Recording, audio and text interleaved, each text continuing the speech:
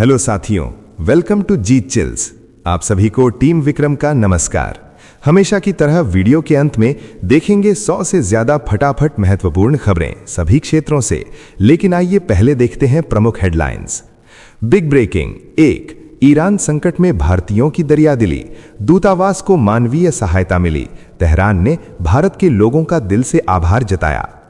Big breaking 2, IRIS Dana डूबने के बाद ईरान का बयान, राजदूत बोले मुश्किल समय में भारत ने हमारा साथ दिया।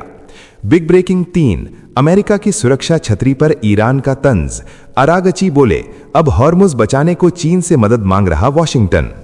बिग ब्रेकिंग 4, हॉर्मुज जलडमरू मध्य पर वैश्विक तनाव, ट्रंप ने चीन, ब्रिटेन, जापान, फ्रांस से युद्धपोत भेजने की अपील की। बिग ब्रेकिंग 5, ट्रंप की अपील पर दुनिया की दूरी, कई बड़े देश हॉर्मुज में युद्धपोत भेजने से पीछे हटे। बिग ब्रेकिंग 6, ब्रुसेल्स में भारत की कूटनीति सक्रिय, विदेश मंत्री एस जयशंकर यूरोपीय यूनियन के विदेश मंत्रियों से अहम बैठक करेंगे। बिग ब्रेकिंग 7, ईरान का बड़ा बयान, राष्ट्रपति मसूद पेजेस्कियान बोले खाड़ी में शांति के लिए अमेरिका पश्चिम एशिया छोड़े। बिग ब्रेकिंग 8, हॉर्मुज पर ईरान की चेतावनी, तेहरान बोला दुनिया के जहाज गुजरेंगे लेकिन अमेरिका और इजरायल को रोका जाएगा।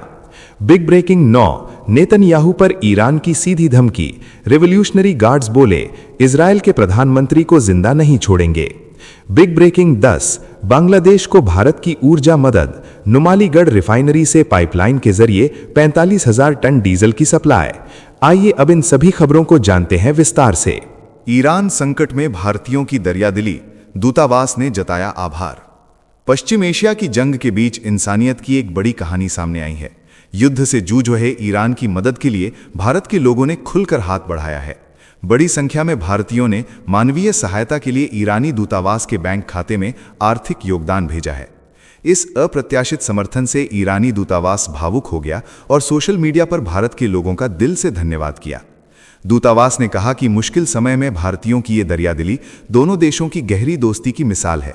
साथ ही सहायता भेजने के लिए नई गाइडलाइंस भी जारी की गई हैं ताकि और लोग आसानी से मदद पहुंचा सकें।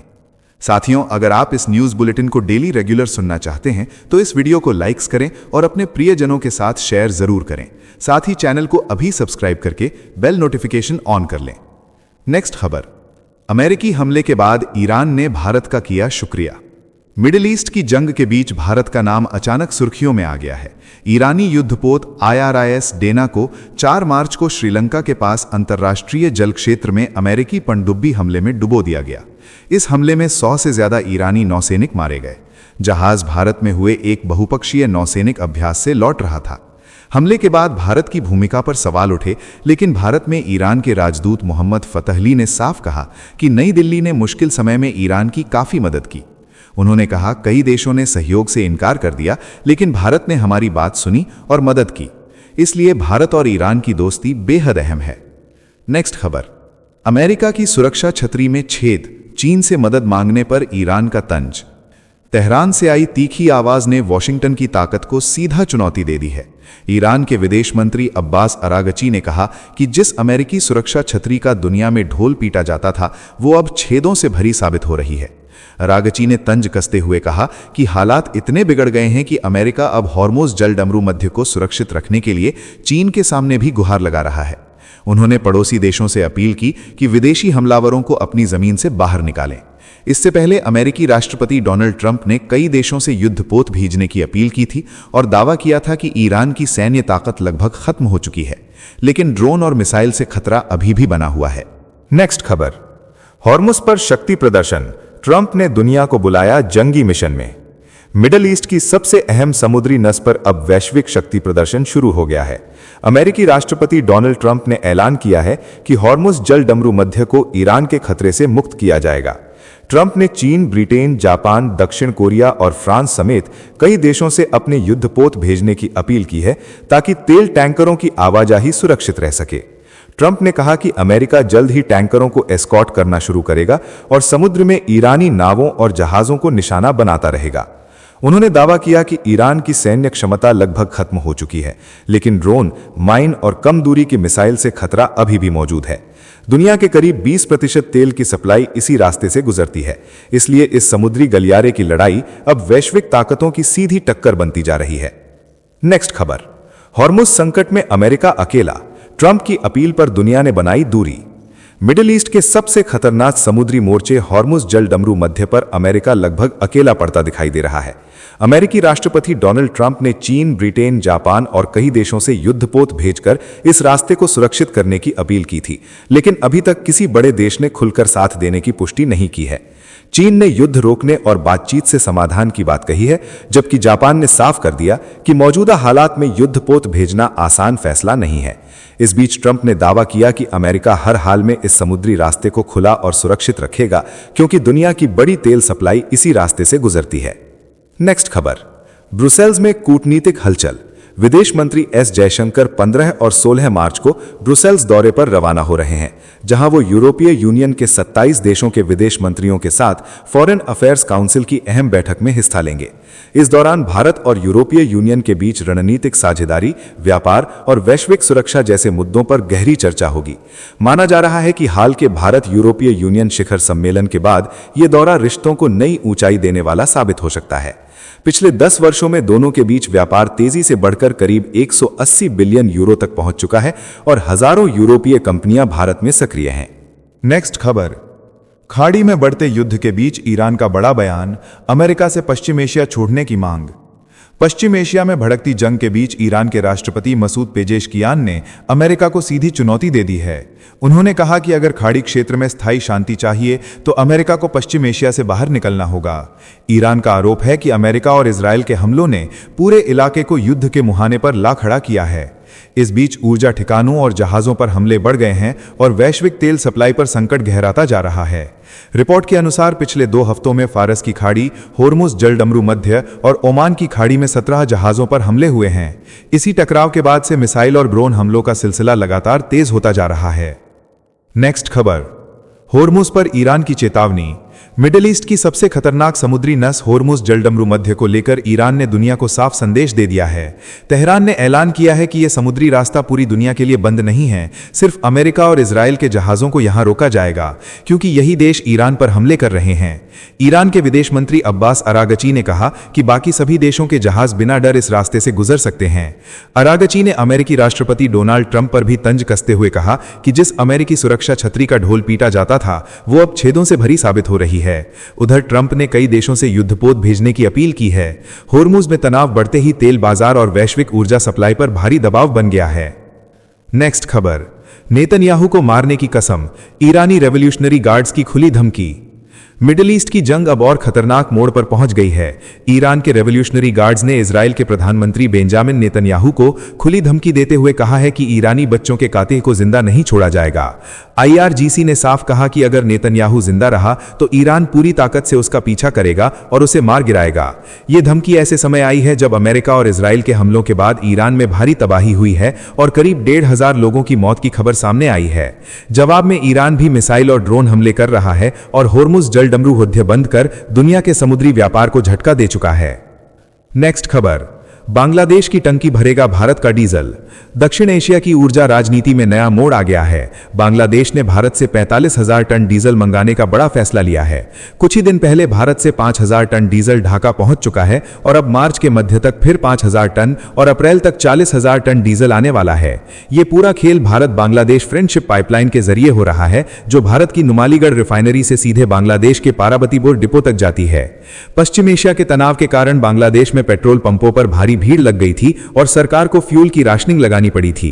अब ईद से पहले लोगों की यात्रा आसान बनाने के लिए ढाका ने भारत की मदद से डीजल की सप्लाई तेज कर दी है और राशनिंग भी हटा दी है। भारत की ऊर्जा कूटनीति एक बार फिर पड़ोसी देश के लिए लाइफलाइन बनकर सामने आई है। साथियों, आपके लिए रोजाना शानदार वीडियो लाते रहने के लिए हमें आपके प्यार और सहयोग की जरूरत है। इसके लिए आप नीचे ज्वाइन बटन पर क्लिक करके हमारे चैनल की प्रीमियम मेंबरशिप ज्वाइन कर सकते हैं। नेक्स्ट खबर, खर्ग द्वीप पर फिर हमले की धमकी, ट्रंप का चौंकाने वाला बयान। मिडिल ईस्ट की जंग के बीच अमेरिकी राष्ट्रपति डोनाल्ड ट्रंप का एक और धमाकेदार बयान सामने आया है। ट्रंप ने कहा कि ईरान के खर्ग द्वीप पर दोबारा हमला किया जा सकता है और यह हमला मजे के लिए भी हो सकता है। एक दिन पहले अमेरिकी हमले में इस द्वीप के बड़े हिस्से को भारी नुकसान पहुंचा था। फारस की खाड़ी में स्थित यही द्वीप ईरान की तेल अर्थव्यवस्था का दिल माना जाता है, जहां से करीब 90% कच्चे तेल का निर्यात होता है। ट्रंप ने दावा किया कि ईरान युद्ध खत्म करने के लिए बातचीत को तैयार था, लेकिन उसकी शर्तें अमेरिका को मंजूर नहीं थी। अमेरिका ने चेतावनी दी है कि अगर हॉर्मुज़ जलडमरू मध्य में जहाज़ों की आवाजाही रोकी गई तो तेल सुविधाएं भी निशाने पर आ सकती हैं। नेक्स्ट खबर। उस्मान हादी हत्याकांड में भारत की बड़ी कार्रवाई, बांग्लादेशी मददगार गिरफ्तार। बांग्लादेश के चर्चित उस्मान शरीफ हादी हत्याकांड में भारत ने बड़ा एक्शन लेकर कई आरोपों की हवा निकाल दी है। पश्चिम बंगाल पुलिस ने फिलिप संगमा नाम के बांग्लादेशी नागरिक को गिरफ्तार किया है, जिस पर हादी के हत्यारों को सीमा पार कराकर भारत में घुसाने का आरोप है। जांच में खुलासा हुआ कि उसने मेघालय के जंगलों के रास्ते मुख्य आरोपी फैसल करीम मसूद और आलमगीर हुसैन को भारत में दाखिल कराया था। इससे पहले दोनों आरोपियों को भी पश्चिम बंगाल पुलिस पकड़ चुकी है। ये गिरफ्तारी उन आरोपों पर करारा जवाब मानी जा रही है जिनमें कहा गया था कि भारत हत्यारों की मदद कर रहा है। अब जांच एजेंसियां पूरे सीमा पार नेटवर्क की परतें खोल रही हैं। नेक्स्ट खबर। 9/11 जैसी साजिश का दावा, ईरान ने लगाया सनसनीखेज आरोप। अमेरिका, इजराइल और ईरान की जंग अब और खतरनाक मोड़ पर पहुंचती दिखाई दे रही है। युद्ध के 16वें दिन ईरान के वरिष्ठ नेता अली लरिजानी ने बेहद चौंकाने वाला आरोप लगाया है। उन्होंने दावा किया कि जेफरी एप्स्टीन से जुड़े कुछ ताकतवर लोग 2001 के 9/11 जैसे बड़े आतंकी हमले की साजिश रच रहे हैं। लरिजानी ने कहा कि इस हमले का आरोप बाद में ईरान पर डालने की योजना बनाई जा रही है ताकि जंग को और बड़ा बनाया जा सके। उन्होंने साफ कहा कि ईरान की लड़ाई अमेरिकी नागरिकों से नहीं है, बल्कि उन ताकतों से है जो पश्चिम एशिया को आग में झोंकना चाहती हैं। इस बयान के बाद पहले से भड़के युद्ध के माहौल में नई साजिशों और टकराव की आशंकाएं और ज्यादा तेज हो गई हैं। नेक्स्ट खबर। जंग के बीच ईरान का नरम संकेत, युद्ध खत्म करने की पहल का स्वागत। पश्चिम एशिया में भड़की भीषण जंग के बीच अब तेहरान से नरमी का संकेत सामने आया है। ईरान के विदेश मंत्री अब्बास अरागची ने कहा है कि युद्ध खत्म करने की किसी भी गंभीर पहल का ईरान स्वागत करेगा। उन्होंने आरोप लगाया कि इजराइल पड़ोसी देशों में हमले कर उसका दोष ईरान पर मढ़ने की कोशिश कर रहा है। अरागची ने साफ कहा कि ईरान ने खाड़ी देशों में किसी नागरिक इलाके को निशाना नहीं बनाया है और सच्चाई सामने लाने के लिए जांच पैनल बनाने को भी तैयार है।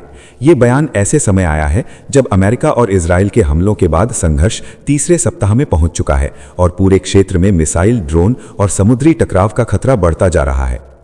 साथियों, अब आइए फटाफट देख लेते हैं कुछ प्रमुख हेडलाइंस। युद्ध के खतरनाक समुद्री इलाके से सुरक्षित निकला भारत का तेल टैंकर जगलाड़की। 80,800 टन कच्चा तेल लेकर यूएई से भारत लौट रहा जहाज सुरक्षित निकला। सरकार ने बताया सभी क्रू सदस्य सुरक्षित हैं और पूरे मिशन पर लगातार नजर रखी जा रही है। नेक्स्ट खबर। अमेरिका की बमबारी से खर्ग द्वीप फिर बना जंग का केंद्र। ईरान ने आरोप लगाया कि हमलों के लिए संयुक्त अरब अमीरात के ठिकानों का इस्तेमाल किया गया।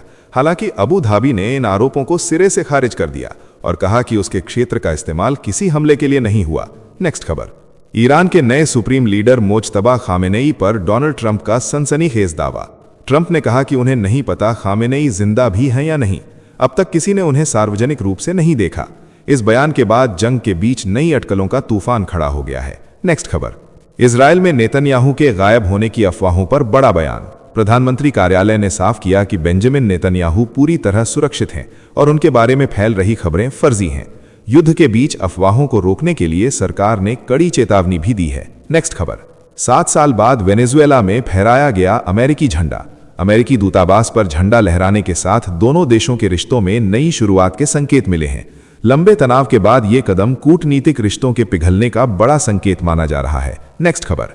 ऑस्ट्रेलिया में शरण मांगने वाली ईरानी महिला फुटबॉल कप्तान जहरा घनबरी पर बढ़ा दबाव। रिपोर्ट के अनुसार उनके परिवार को धमकियां दी जा रही हैं और सुरक्षा एजेंसियों की पूछताछ जारी है। एशियन कप विवाद के बाद यह मामला अंतर्राष्ट्रीय मुद्दा बन गया है। नेक्स्ट खबर। अमेरिका इजराइल की घेराबंदी के बीच रूस खुलकर ईरान के साथ आया। रिपोर्ट के मुताबिक रूस ने मिसाइलों की बारिश के बीच ईरान के सुप्रीम लीडर मुज्तबा खामेनेई को सुरक्षित निकालकर अपने संरक्षण में ले लिया, जिससे युद्ध की दिशा और ज्यादा खतरनाक हो गई है। नेक्स्ट खबर। अफगानिस्तान पर पाकिस्तान के हवाई हमलों से क्षेत्र में नया तनाव। काबुल समेत कई इलाकों में बमबारी में नागरिकों की मौत की खबरें आईं। भारत ने इन हमलों की कड़ी निंदा करते हुए अफगानिस्तान की संप्रभुता और क्षेत्रीय शांति का सम्मान करने की मांग की है। नेक्स्ट खबर। मुज्तबा खामेनेई के घायल होने के अमेरिकी दावे पर ईरान की सफाई। विदेश मंत्री अब्बास अरागची ने कहा कि ईरान के सर्वोच्च नेता पूरी तरह स्वस्थ हैं और उनके स्वास्थ्य को लेकर फैल रही सभी खबरें झूठी और भ्रामक हैं। नेक्स्ट खबर, ईरान युद्ध का असर पाकिस्तान की अर्थव्यवस्था पर भी पड़ा।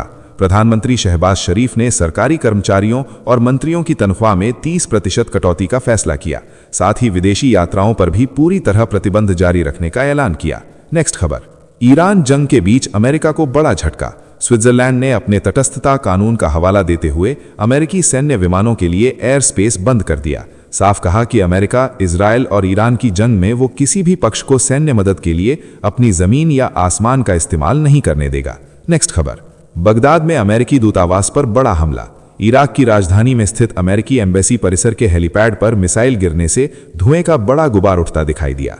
ईरान पहले ही खाड़ी देशों में मौजूद अमेरिकी सैन्य ठिकानों को निशाना बनाने की चेतावनी दे चुका है। नेक्स्ट खबर, ईरान इजराइल युद्ध पर संजय राउत का तीखा बयान। शिवसेना यूबीटी सांसद ने कहा कि इस जंग के लिए सिर्फ अमेरिका और इजराइल ही नहीं बल्कि वे लोग भी जिम्मेदार हैं जो इजराइल को अपना फादरलैंड मानते हैं। बयान के बाद राजनीतिक बहस और तेज हो गई है। नेक्स्ट खबर, ऊर्जा संकट के डर के बीच भारत को लेकर पीयूष गोयल का भरोसा। केंद्रीय मंत्री ने कहा कि अमेरिका और ईरान की जंग से थोड़े समय के लिए आर्थिक असर हो सकता है, लेकिन भारत मजबूत ऊर्जा तैयारी के साथ हर वैश्विक संकट से निपटने की क्षमता रखता है। नेक्स्ट खबर, कंधार में पाकिस्तान का खतरनाक हमला। अफगान तालिबान के गढ़ पर किए गए हमले में एक अति सुरक्षित परिसर को निशाना बनाया गया, जहां सुप्रीम लीडर अखुंदजादा के मौजूद होने की खबर थी। इस हमले के बाद पूरे क्षेत्र में तनाव और बढ़ गया है। नेक्स्ट खबर, 5 राज्यों के चुनाव से पहले अखिलेश यादव का चुनाव आयोग पर सवाल। समाजवादी पार्टी नेता ने कहा कि आयोग को भरोसा दिलाना चाहिए कि पश्चिम बंगाल, तमिलनाडु, असम, पुडुचेरी और केरल में पूरी तरह निष्पक्ष और पारदर्शी चुनाव होंगे। नेक्स्ट खबर, इंडिया ब्लॉक की बैठक में राहुल गांधी को सुननी पड़ी खरी खोटी। केरल चुनाव से पहले वामपंथी नेताओं ने नाराजगी जताते हुए कहा कि राहुल गांधी का लेफ्ट पार्टियों पर हमला गठबंधन की एकता को नुकसान पहुंचा सकता है और इससे राजनीतिक रिश्तों में कड़वाहट बढ़ेगी। नेक्स्ट खबर, अफगानिस्तान पर पाकिस्तानी हमलों पर भारत की सख्त प्रतिक्रिया।